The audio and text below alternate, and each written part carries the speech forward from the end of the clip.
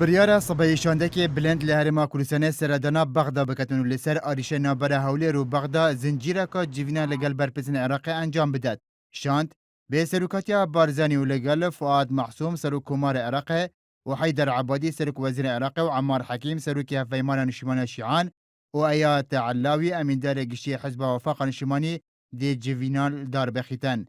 Li gorî zanyarên êartî, ew şande legel Barzanî ku dê cîşta Bexda pêk tê ji Fazil Mîranî Sekreterê Mekteba Siyasiya Partî, Roş Nûrî Şaweys endamê Mekteba Siyasiya Partî, Mela Bextiyar berpirsê Desteka Kargeriya Mekteba Siyasiya Yekîtî, Cefer Şêx Misafa berpirsê yekên Hefteya Pêşmerge, Salahdîn Bahadîn emîndarê giştî Yekgirtiya İslamî, Mihemed Hacî Mehmûd Sekreterê Hizba Salista Demokrata Kurdistanê.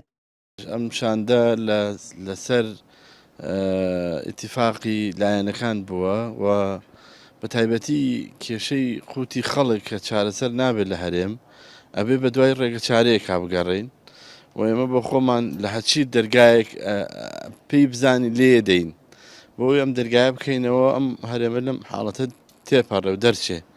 ململانە سیاسیە نافخۆیە حزبên herêmê berdewama û çûna vî şandî nekariye hemû hizbên herêmê xirve biketin û şandekî hevbeş pêk bînîtin. Goran bêjtin, eger bêhne dexwazkirin jî bejdariya wî şandî nakin. Şoreş Hacî, pevdarê tevgera Goran jî ên artîra ragihand, ne hikûmet û ne çi aliyekê siyasî Goran daxwaz nekiriye, dê wî şandî de bejdariye biket. بەرنامەیەکی درێژخایەن بۆ چارەسەری قەیرانی ئابووری Komala İslamiya Kurdistanê jî hev awaya Goran bêjtin, bejdariya wî şandî nakin eger seredana Bexda bike.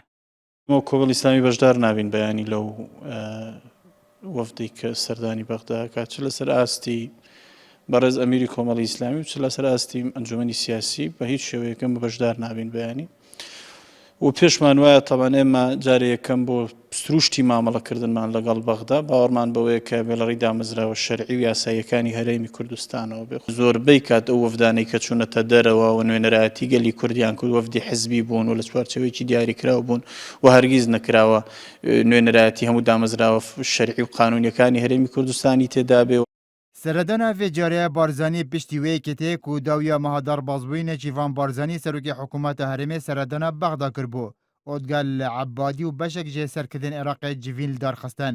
Her derbareyê seredana Barzanî, Heyder Ebadî Serokwezîrê Iraqê dê konferanseka nûçeyî da ragihand. Çend meh plan bû seredana Barzanî bû Bexda darşîne û li ser peywendiyên navbera herêmê û Bexda û pirsa kontrolkirina Mosul dê gotûbêje mikin. Dawî car jî Barzanî li roja heftê ma Temûza sala 2013 bê hevalbendiya şandekî lê berpirsên hikûmetê û nûnerên piraniya aliyên siyasîn herêmê seredana Bexda kirbû.